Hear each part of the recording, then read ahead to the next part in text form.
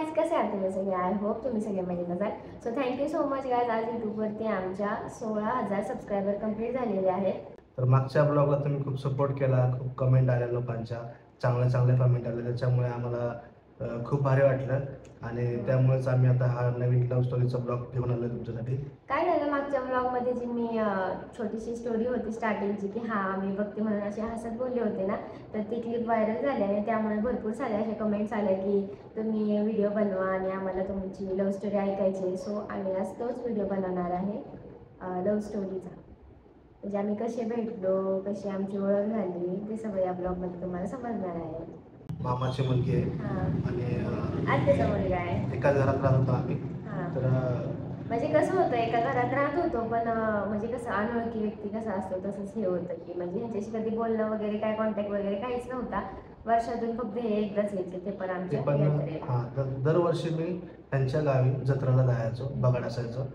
तर दरवर्षी ठरल्याप्रमाणे न चुकता हर टाइम ह्यांच्या गावी मी जत्रेला जायचो. म्हणजे हेच नाही, म्हणजे पूर्ण फॅमिली यायची, पण फॅमिलीमध्ये ना भरपूर म्हणजे माझ्या जवळजवळ 4-5 आत्या, त्यांची मुलं अशी सगळी यायची आणि भरपूर अशी चिडवाचिडवी व्हायची. एकूण 30 ते 35 असे लोक असतील म्हणजे आमच्या फॅमिलीमध्ये. ते सगळं जत्रेला एकदम येत होते सर्व. म्हणजे आमच्या जेव्हा राहणार म्हणजे आता पण मला 5 मामा आहेत, 5 मावशी आहेत. एवढे मोठं आमचं कुटुंब आहे.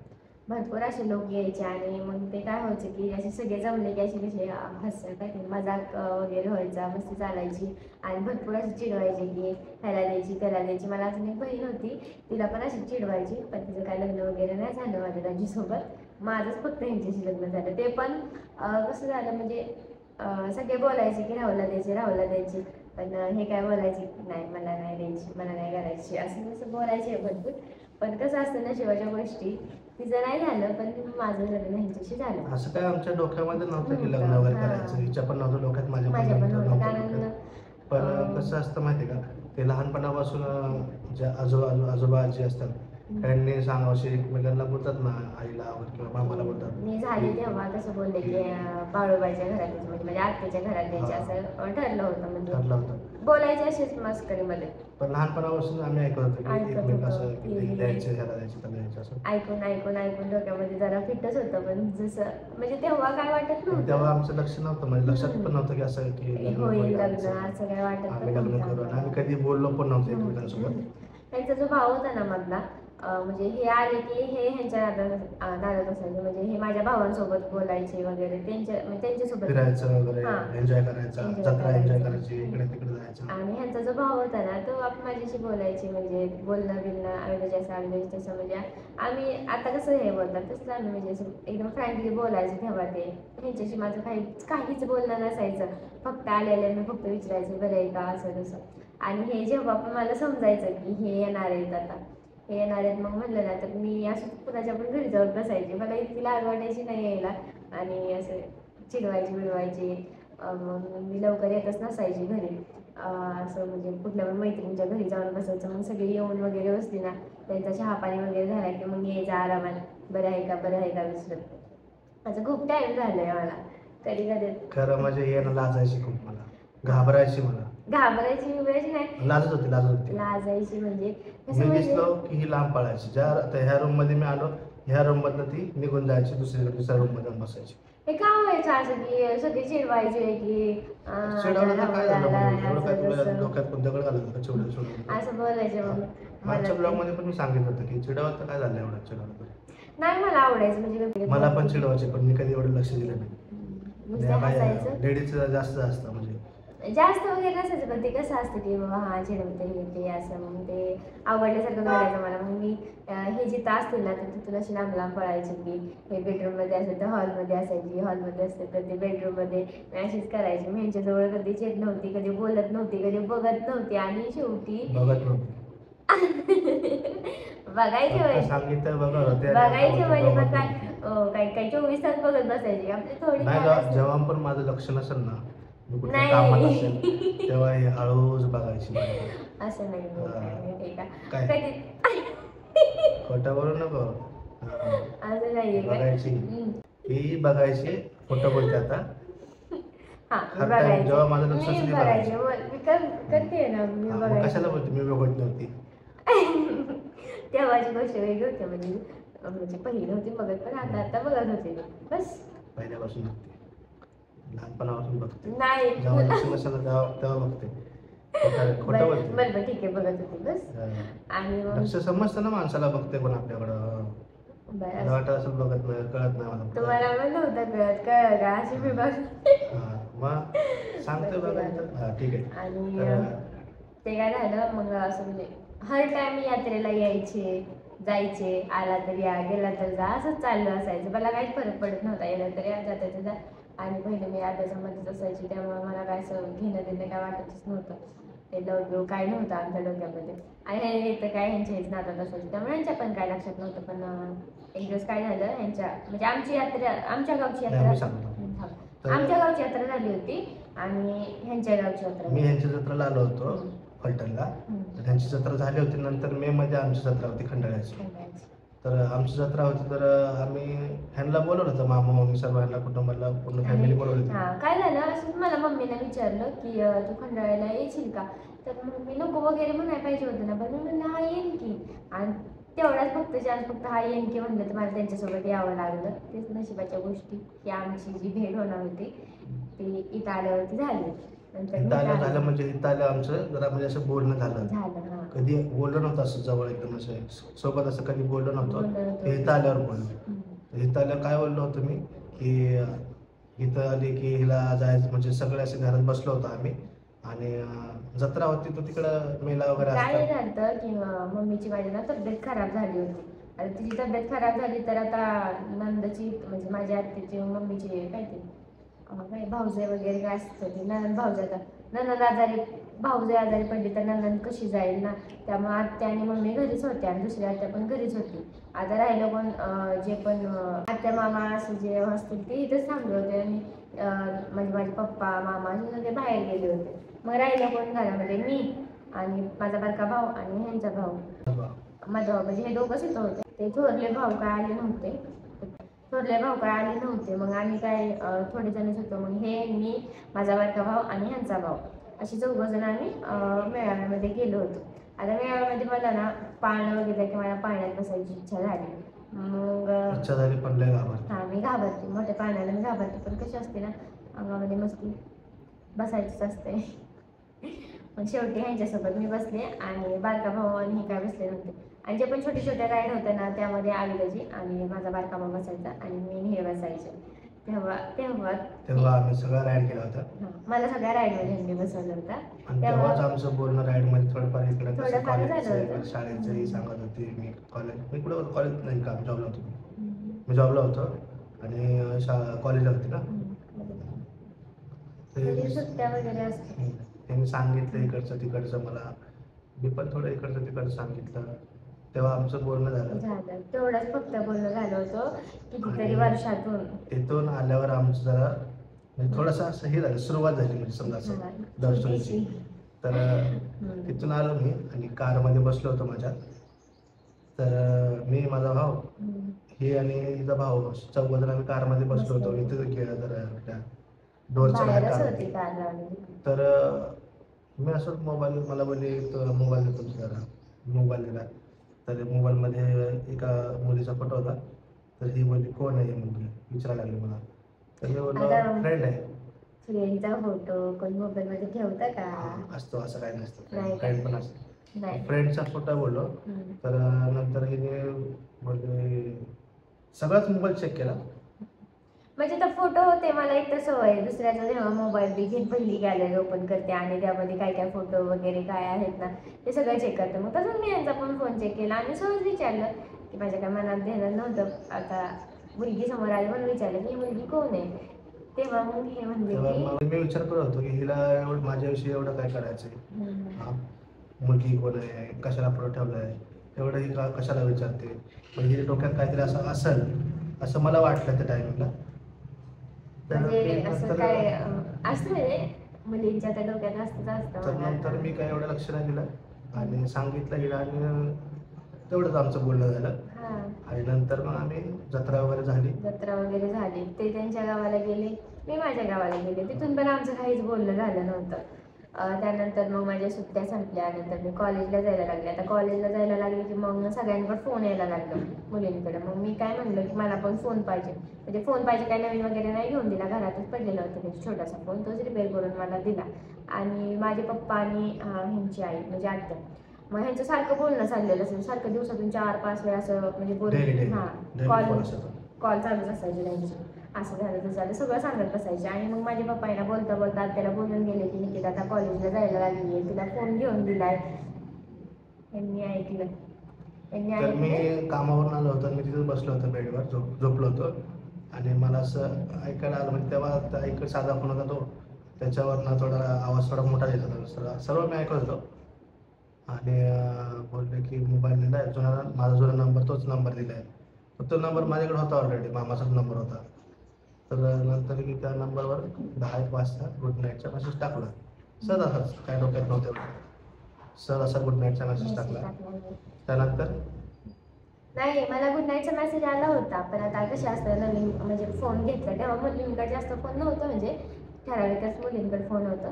पण घरात होता म्हणून मी ह्यांना अशी आग्रह केला, म्हणजे जबरदस्ती केली घरच्यांना की मला पण फोन द्या. तर त्यांनी फोन दिला.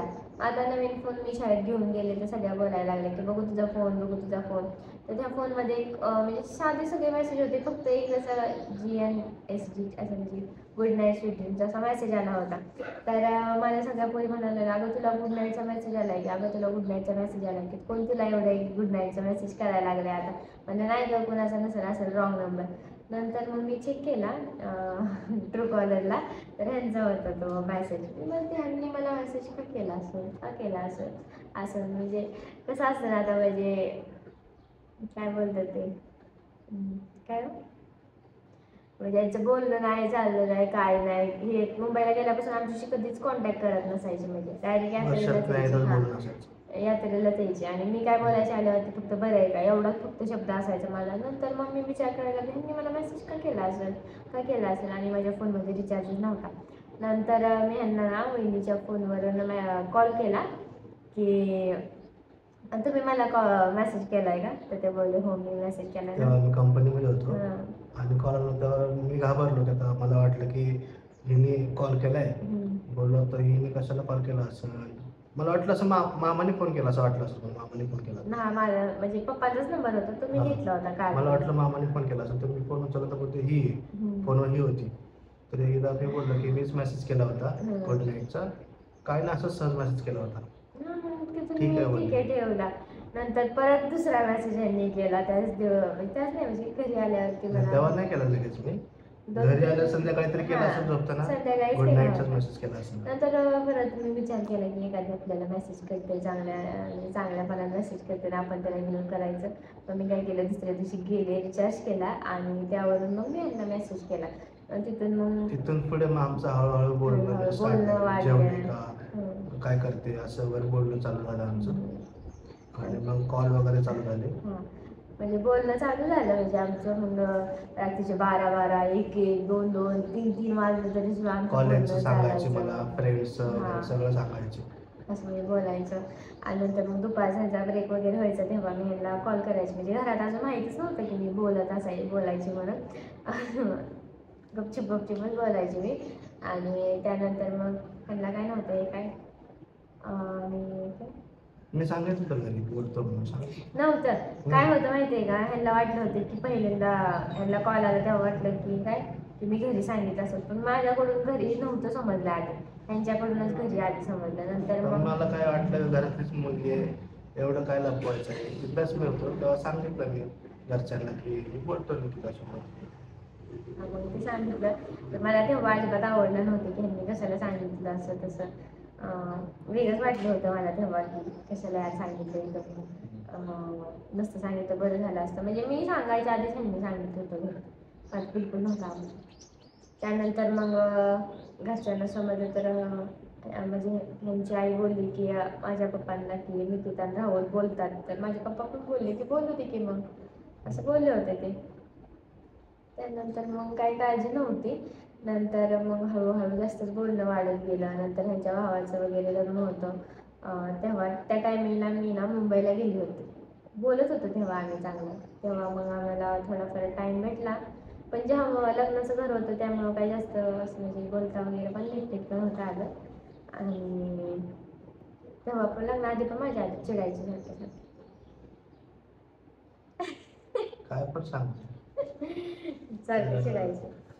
आणि मग लग्नामध्ये आली होती आणि लग्नामध्ये आम्ही थोडंफार बोललो होतो, बसलो होतो सोबत जेवण मी वगैरे हिच्यासाठी केलं. ड्रेस घेतला होता, हा मला लेहंगा मस्त घेतला होता मस्त कजारीमधून. लेहंगा घेतला होता ह्यांनी, त्याचे पण हा. फोटो ऍड करेन मी. लेहंगा घेतला होता, नंतर मग त्यावरती मॅचिंग इयरिंग्स घेतले होते, अजून गळ्यातलं हे घेतलं होतं. मस्त होतं, त्यांनी माझ्यासाठी छान केलं होतं. दुसऱ्यातच केली होती मी तर. आणि त्यानंतर मग काय झालं, परत आम्ही लग्न वगैरे केलं. त्यानंतर मग आम्ही जयंतीला आलो. जयंतीला आल्यानंतर माझा बड्डे होता ऑक्टोबरमध्ये, 23 ऑक्टोबरला माझा बड्डे होता. तर 23 ऑक्टोबरला नव्हते, 26 ऑक्टोबरला मला पहिल्यांदा भेटायला आले होते. लांबून, एवढं लांब, मुंबईवरून फलटणला मुंबईला भेटायला आले गेलो होते. आणि घरात कोणालाच माहित नव्हतं. आणि तिच्या पण घरात माहित नव्हतं, माझ्या पण घरात माहित नव्हतं. तर पहिल्यांदा बड्डे आलाय मुलीचा. तर माझा पहिल्यांदा बड्डे आलाय मुलीचा म्हणजे हिचा. तर एवढ्या लांबून काय आपण करू शकतो, गिफ्ट तर देवा, एवढ्या लांबून काय जाणार नाही आपलं, कसं झालं. आणि विश तर आपण नेहमीच करत असतो, सगळ्यांनाच विश करत असतो. तर विश पण काय एवढं मला खास वाटत नव्हतं. काय करावं, काय करतो, तिला बोललो मी भेटायलाच येतो तिकडे. भेटायला आले होते, पण काय झालं ते म्हणजे सुट्ट्या, म्हणजे पेपर वगैरे झाले होते आणि सुट्ट्या पडल्या होत्या. आता काय सांगू घरच्यांना, आता हे तर येत आहेत या बोलले ह्यांना. मग मी काय बोलले की माझ्या फ्रेंडचा बड्डे म्हणून मी सकाळचीच 9च्या बसने गेले असेल, 9च्या बसने मी गेले असेल आणि ते तिथं आले होते. माझ्या आधीच ते तिथं येऊन थांबले होते. आणि बॅग बिलकुल ब्लॅक शर्ट घातला होता. मी फोटो वगैरे असलं तर टाकेन मी. पण मी रात्रभर प्रवासामध्ये झोपलो नव्हतो. एवढी मला झोप येत होती ना, सकाळी आलो पोहोचलो तेव्हा. आमची जी भेट होती ना, ती अर्धी झोपतच गेलेली होती. मी रात्रभर झोपलो नाही गाडीमध्ये. मी असं, मला प्रवासामध्ये झोप येत नसायचा, तर मी रात्रभर जागा होतो. आणि सकाळी 6 वाजता पोहोचलो. ही आली, ही 9 वाजता आली. आणि त्यानंतर मग फलटणमध्ये शॉपमधून मी हार्टचा केक घेतला होता, रेड कलरचा. त्यांनी पहिल्यांदा म्हणजे आधी बुक वगैरे करून ठेवला होता ऑनलाईन, असं सर्च करून. मग त्या आम्ही काही इंटरेस्ट झालो होतो. केक घेतला होता, फ्लावर्स घेतले होते, गुलाबाचे फुल घेतले होते. आणि मग काय केलं, असा केक ठेवला आणि साईडने असे हे टाकले, फुल टाकले, डेकोरेशन वगैरे केलं, मस्त वाटत एकदम. मी पहिल्यांदाच असं म्हणजे एक्सपिरियन्स करत होते की कुणी माझ्यासाठी असं केलंय की केक वगैरे आणलाय, डेकोरेशन केलंय, कॅफेमध्ये घेऊन गेलोय, कॅफेमध्ये कोल्ड कॉफी वगैरे मागवली, बर्गर वगैरे घेतले, इतकं छान वाटत होतं ना ते. खरंच खूप छान वाटत होतं. सर्व खाल्ला आम्ही, केक कट केला. आणि नंतर मग आता किती 11-12 वाजले असतील, नाही 11 वाजले असतील. 11 वाजले होते. तर मग आता काय करायचं, कुठं जायचं असं ठरलं होतं. आणि मला तर खूप झोप येत होती, खूप म्हणजे झोप कंट्रोल होत नव्हती मला. तर मी हिला बोललो आपण एक काम करूया, आपण पिक्चर बघायला जाऊया, तिथं मी झोपेन आणि तो मूवी बघ, असं सांगितलं पहिला. आणि कुठला पिक्चर बघितला, हाऊसफुल 4 ना. हाऊसफुल 4 मूवी लागली होती. हां, तर आम्ही थिएटरमध्ये गेलो आणि मी झोपलो तिथं 2-3 तास मस्तपैकी आरामात झोपलो. आणि ती पिक्चर बघत बसली होती. नंतर मग आम्ही एकमेकांना गिफ्ट्स वगैरे दिले. झोपेतून उठल्यावर मला हिने गिफ्ट वगैरे दिले आणि मी माझी गिफ्ट हिला दिले. मी काय होतं, मी एक छोटीशी वॉच घेतली होती आणि अजून काय होतं, एक बॉल घेतला तसा काचचा, त्याच्यामध्ये कप्पल. हां, ते कप्पलचं होतं, ते एक होतं. आणि वॉच घेतली होती. एकने मला बॅग घेतली होती. अजून काय घेतलं होतं, अजून काहीतरी सामान घेतलं होतं. इयरिंग्स घेतलं, बॅग्स, इयरिंग्स, अजून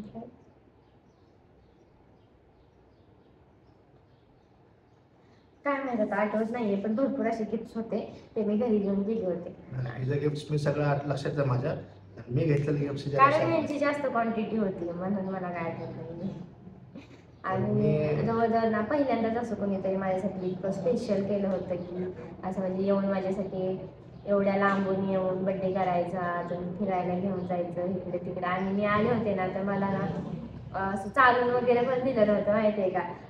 सर्वीकडे ऑटोने फिरवलं, सगळीकडे फलटणमध्ये जिकडे जायचं तिकडे मूवीला ऑटोमध्ये, परत जिथं पण गेलो तिथं ऑटोमध्येच फक्त गेलो होतो. आणि नंतर मग मूवी संपला आणि आणि वॉशरूम राहायला जायचं होतं, ही काही गेली नाही वॉशरूमला. तर हिने त्याला वॉशरूमसाठी एवढं मी आणलं. नंतर ना आम्ही काय करायचं म्हणलं तर 3 3 3 का 4 वाजता पिक्चर म्हणजे मूवी संपली. त्यानंतर मग काय करायचं बोललं तर मग बोललं की झालं परत आपण कॅफेमध्ये जाऊन बसूया. मग 4 5 वाजेपर्यंत आम्ही 2 तास कॅफेत बसणार होतो. पण काय झालं, मी जशी मी मूवीच्या थिएटरच्या बाहेर आले मला वॉशरूमला जायचं होतं. मी एवढं यांना फिरवलं, एवढं फिरवलं, शेवटी वैतागून गेले. नंतर परत आलो कॅफेत. तिथं वॉशरूमच्या बाहेर निघलं की कुठं वॉशरूम आहे ते मला माहित नव्हतं. कारण हे पण फिरले नव्हते आणि मी पण काही एवढे लांब फिरले नव्हते फलटणमध्ये, मला काय माहित नव्हतं एवढं. सगळा फलटण फिरलो आम्ही वॉशरूमसाठी चालत उन्हामध्ये. फक्त आमचा खूप टाइम गेला. नाही तर खरंच खूप मस्त असं म्हणजे पहिल्यांदा भेटायला आलते ना तर खरंच खूप छान वाटत होतं मला. तेवढं सगळं झालं आणि मग थोडा वेळ आम्ही कॅफेत बसलो. नंतर मग कॅफेत बसलो आणि नंतर मग त्यांनी मला तिथूनच रिक्षा वगैरे केली आणि मला बस स्टँडवरती सोडलं. आणि हे तिथं झोपले होते. मला बस वगैरे भेटली. मग मी जाताना अशी बघत होती यांना बाय बाय करावं. बाय बाय तर राहिलं लांब, मी असे झोपून गेले. मला जाऊ दे, वैतागले होता. आणि मग त्यानंतर आम्ही घरी आलो. नंतर ही घरी गेली असेल पण मी बस भेटली मला आणि मी मुंबईला आलो. मुंबईला मला एवढी बसमध्ये झोप आली की मी जी फलटणमध्ये झोपलो होते लोणावळामध्ये उठलो बसमध्ये झोपटलो. एवढी मी झोपलो होतो, एवढ्या वेळ झोपलो होतो म्हणजे 4 ते 5 तास मी बसमध्ये झोपलेच होते. आणि मग तिथून मग हे गेले परत. मग आमचं फोनवरती बोलणं झालं. पण हे जात होते ना तेव्हा मला म्हणजे जाताना ना खरंच खूप बेकार वाटायचं. असं म्हणजे कशाला चाललंय तसं तसं वाटायचं. त्यानंतर मग ह्यांच्या घरी, मी माझ्या घरी, असंच कितीतरी दिवस झालं चालू होतं. नंतर हळूहळू घरात तर लग्नाचा असं म्हणजे विषय चालूच होता. म्हणजे तिकडून आत्या बोलायचे, नानांना म्हणजे माझ्या वडिलांना बोलायचे की लग्नाचं काय करतोय असं तसं असंच बोलायचं होते. ते बोलत होती की काय की मला लवकर म्हणजे 3 मुलांची लग्न करून मला लवकर मोकळं व्हायचं आहे, असं तसं भरपूर असं चालायचा विषय.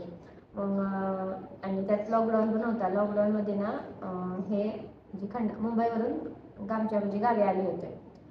हा ना, इथं आलो होतो खंडाळा. हां, मग इथून मग आम्ही सुपारीसाठी फलटणला गेलो. तर मग सुपारी झाली लॉकडाऊनमध्ये आमच्या गावी गेलो म्हणजे. आणि मग परत मी इकडे आलो. लॉकडाऊनमध्येच आमची सुपारी झाली. तिथून पण ह्यांना तिकडे यायला परमिशन नव्हती. तरी पण असं म्हणजे सरपंच वगैरे गावातल्या लोकांना विचारून त्यांनी तिकडे परमिशन आले वगैरे होते. जसं सारखं येणं जाणं चालू ना, परमिशन नव्हती यायला जाण्यासाठी. म्हणजे कडकच होतं. त्याच टायमिंगमध्ये आमची सुपारी झाली. आणि मग सुपारी झाली त्यानंतर मग म्हणजे जेव्हा मी इकडे आलो तेव्हा पण आम्हाला काहीतरी 10-15 दिवस घरात असं क्वारंटाईन थांबायचं. होतं. त्यामुळे काही सारखं इकडे तिकडे जाऊ शकत नव्हतो. नाही, मला भेटायला पण आले नव्हते. फक्त एकदाच आले होते मला भेटायला. बाकी सगळं आम्ही जे पण आमची जी ओळख वगैरे काय आहे ते सगळं फोनवरतीच आहे. फोनवरतीच बोलणं होतं. आणि नंतर मग काय झालं, ते तिकडे आले. 2 दिवसासाठी होते, सुपारीसाठी आले होते. मग आमची सुपारी वगैरे झाली आणि फोटो पण आम्ही ॲड करू त्यामध्येच. आमची सुपारी झाली, सुपारीचे फोटो वगैरे. सुपारी झाली. सुपारीला सगळेजण म्हणजे ह्यांनी भरपूर असं सामान वगैरे आणलं. तुम्हाला साडी, पैंजण, अजून काय काय आणलं होतं, मिठाई पण भरपूर आणली होती. लग्न पण झालं. लग्न झालं म्हणजे कसं सुपारी झाली तेव्हा त्यानंतर फक्त किती 200 माणसांची फक्त परमिशन होती लग्नाला. जून जुलैमध्ये म्हणजे आमचं सुपारी झाली. त्यानंतर मग आम्ही 2-3 महिने असं बोलत होतो. त्यानंतर मग दिवाळी झाल्यानंतर आमचं लग्न झालं. ते नोव्हेंबरमध्ये 29 नोव्हेंबर. ते पण आमच्या घरच्यांच्या परमिशनने झालं. ठरलं होतं पहिल्यापासूनच लग्न व्हायला. आणि मग असं करून घरच्यांच्या परमिशनने आमचं लग्न झालं. लग्न झाल्यानंतर लग्न म्हणजे कुठे झालं, शिंदेवाडीमध्ये आमचं लग्न झालं. शिंदेवाडी हॉलमध्ये आमचं लग्न झालं. तिथून मग मी खंडाळा आले. खंडाळा 4-5 दिवस होते आणि खूप छान वाटत होतं एकदम. यांच्यासोबत माझं लग्न झालंय. टेरेसवरती आंघोळ वगैरे घालतात ना, बसून वगैरे ते आंघोळ केली. ते म्हणजे सगळं पण लग्नानंतरचे पण जे फंक्शन वगैरे होते ते सगळे आमचे एकदम रीतीप्रमाणे झाले होते. आणि खरंच खूप खुश होते की आता पण का सांगते जसं काय आता खुशच नाही. आणि मी खरंच खूप खुश होते की ह्यांच्यासोबत माझं लग्न झालंय. आणि मला पण कसं होतं माहिती आहे का की मला पण असं वेगळ्या म्हणजे अनोळखी व्यक्तीसोबत लग्न करायचंच नव्हतं. म्हणजे मला ते त्यांचं ते असतं ना की तयार व्हायचं, मग तिथं बसायचं आणि ते मग प्रश्न विचारणार, त्यापेक्षा आपलं घरातलाच आहे. आणि मला सगळं माहीत होतं यांचं कोण कसं आहे कसं नाही, त्यामुळे खरंच मला भारीच वाटतं की ह्यांच्यासोबत मी लग्न केलं. तुमचा काय पर्सनल एक्सपिरियन्स असेल तर सांगा की. नाही माझं काय नाही असं पर्सनल एक्सपिरियन्स, पण घरातली बायको नाही नाही, केली, घरातले घरातलं निगेटिव्ह असलं असल्यामुळे ना की की बरं असतं. असं सगळे म्हणतात ना, ते खरंच आहे. घरातलं असतं म्हणजे कसं टेन्शन वगैरे पण नसतं आणि सगळ्यांना ओळख वगैरे पण असते. तशीच आमची पण ओळख होती आणि छान आमचं जमत होतं तेव्हा पण. जास्त आमची भांडणं पण होत नाही त्याच्यामुळे. घरातलीच होत आहे आणि लव्ह स्टोरी पण आहे थोडीशी, आणि नंतर लव्ह थोडं असलं ना की मग आपली जरा भांडणं नंतर कमी होतात. कारण थोडीफार तर माहिती असतेच की असं तसं म्हणजे कोण कसं आहे आपण कसं एकमेकांना नाही आधीपासून ओळखत असतो. ओळखतो आणि कोणाशी कसं बोलायचं, राग आल्यावरती कसं शांत वगैरे करायचं, हे सगळ्या गोष्टी आपल्याला कळतात. त्यामुळे थोडंफार लग्नाच्या आधी ओळख असते ती चांगलीच असते. सो अशी होती आमची छोटीशी लव्ह स्टोरी. कशी वाटली आम्हाला कमेंट करून नक्की सांगा. आणि अजूनसुद्धा कुणाला काही क्वेश्चन असतील तर तेही आम्हाला सांगा. सपोर्ट करा, जसं आमच्या लास्ट ब्लॉगला तुम्ही सपोर्ट केला तसं ह्या ब्लॉगला पण सपोर्ट करा, आणि इथून पुढे आमचे जे पण ब्लॉग येतील त्याला पण सपोर्ट करा. डेली ब्लॉगिंग करायला काही नाही, पण थोडेफार कमीच आहेत अजून, त्यामुळे आम्ही डेली ब्लॉगिंग करत नाही आहे. आणि हा डिमांड एवढा होता लव्ह स्टोरी ब्लॉगला, आणि ती क्लिप तुम्ही बघू शकता की व्हायरल झालेली आहे. त्यामुळे जास्तच असे क्वेश्चन आले होते की तुम्ही सांगा. सो आम्ही फायनली सगळं सांगितलेलं आहे की आमचं लग्न कसं झालं. सो तुम्ही हा ब्लॉग नक्की बघा. सो भेटू नेक्स्ट ब्लॉगमध्ये. Bye bye.